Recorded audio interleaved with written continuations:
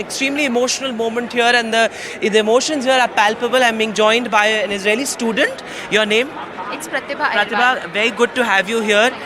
So, what was the first thought that crossed your mind? I'm sure a sigh of relief. Very emotional for you. I'm sure very overwhelming. Yeah, like as soon as I saw the runway, I was like, okay, it's home, it's home. Like it's another feeling. It's out of the world feeling. I think it's very relieving. It's very de-stressing. It cannot be expressed. It's amazing. Where exactly were you living in Israel? I was in northern part of Israel, which was very much safer than other parts where the bombing happened. At our place, there was no missiles.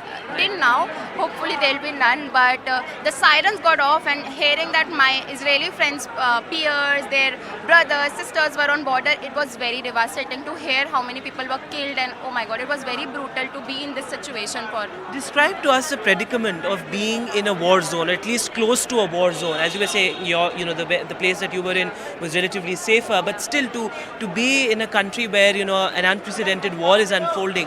What is that predicament like? What is that feeling? What is that ordeal like?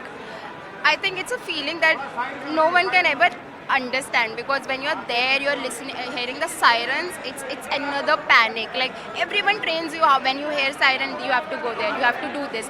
But when you exactly be in that situation, it's very difficult to navigate. And the most difficult part was hearing that my Israeli lab mates and friends, brothers are there, and their fathers are there on the border, and hearing how devastating the disturbance was. So that's very important. You're saying many of your friends, family members were called up for war.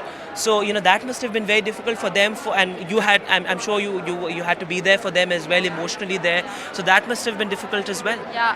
Yeah, but I must say they're commendably strong. They're amazing. They were so calm and normal to me. They were more concerned about me than themselves. They were like, "Are you safe? Are you fine? Are you doing well? You know it's something that's happening. We are there to take care of you." They're amazing. Right. So for them it was difficult, but they were making me calmer to not panic in this situation. Were you at least in touch with the family here? I'm sure.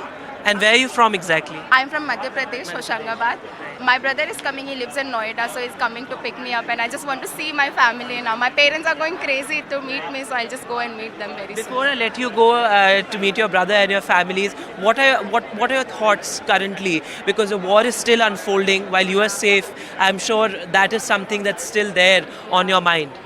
Yeah, my friends are there, like people are there, just in general, people in any country, they are just dying, and it's really something. We were happy, but we were not fully happy, because we know there is still war going on, and we really want this to end totally, and just everyone be happy and safe, and let's hope for the best. Right. Let's all hope for the best, and very good to have you back in India. So as Pratibha here was telling us that those few days of seeing the war unfold there in Israel was something that's really not something that can be described in words, but the first batch of Indians has arrived. Hopefully we'll get all Indians back here as Operation Ajay continues. In New Delhi with camera person Sushil Rathi, Vedant for NDTV.